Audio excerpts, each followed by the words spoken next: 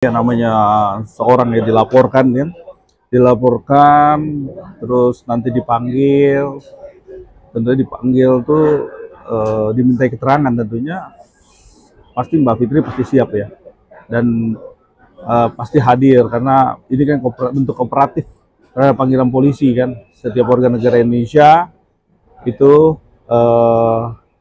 harus ya mentaati aturan dan juga yakin saya pasti Mbak Fitri kooperatif seperti itu. Ya, jadi gini, segala sesuatu sangkaan ataupun apa yang dilaporkan ya, tentunya ini kan harus berdasarkan fakta bukti ya.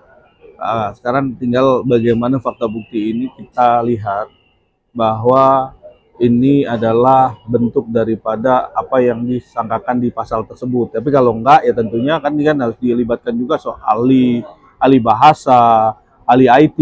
Nah, itu kan juga harus dilihat. Kalau itu bertindak bukan menuju kepada seorang tertentu, tentunya ini juga nggak memenuhi unsurnya. Karena ini Undang-Undang ITE ini sangat kental sekali dengan fakta yang faktual ya. Tentunya jangan sampai ini membias kan gitu. Karena percuma juga ini kasus ini apabila diteruskan apabila tidak masuk dalam unsurnya. Jadi dalam masuk unsurnya dalam arti bahwa apakah yang disampaikan atau yang dilontarkan di media sosial tentunya itu adalah tertuju untuk seseorang ini kan itu. Dan apakah bentuknya itu adalah Mbak Fitri. Nah, itu kan nanti akan dilihat nih. Kita akan mencocokkan itu gitu. Kalau memang itu betul ya coba kita lihat atau tidak. Kalau tidak ya tentunya kita gugurkan itu dari laporan itu, nggak memenuhi unsurnya gitu kan.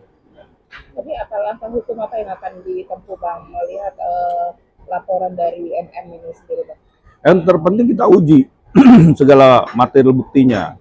Kita uji, Mbak Fitri juga punya bukti dan juga apa yang disangkakan juga kita kawal juga seperti apa. Jangan sampai ini apa yang dituduhkan ini apakah sesuai dengan faktanya kan gitu. Itu yang terpenting. Dan kalau memang ada bukti-bukti lain kan nanti kan akan kita sampaikan juga. Nah, ini juga penting karena Undang-Undang ITE itu mencakup kepada bukti daripada media sosial yang karena ini ITE kan. Nah, mentransformasikan, mendistribusikan. Nah, akhirnya dikonsumsilah sama masyarakat. Nah, itu coba kita lihat juga. Nah, ini kan bisa dilihat nih. Kalau masyarakat semua Indonesia ini melihat dengan seksama, apakah bentuk-bentuk ini yang disampaikan ini adalah bentuk-bentuk penghinaan atau bentuk-bentuk ada fitnah dan lain-lain atau bentuk-bentuk ini merugikan seseorang yang tentunya di dalam media sosial kan banyak hal ya seperti itu. Apakah nantinya akan mungkin melaporkan balik atau seperti apa Bang? Jadi begini, segala sesuatu laporan tuh ada yang namanya konsekuensi hukum, ya.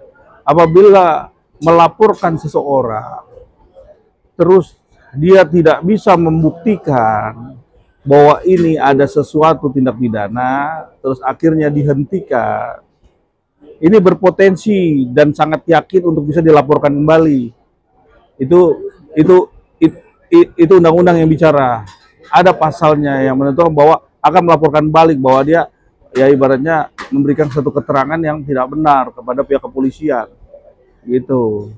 Dan ancaman hukumannya cukup tinggi ya gitu, di atas 5 tahun tentunya seperti itu. Bang, setelah tadi Abang bilang bahwasannya Kak Fitri akan kooperatif, artinya pada saat pemanggilan Kak Fitri siap untuk dipanggil atau gimana Bang?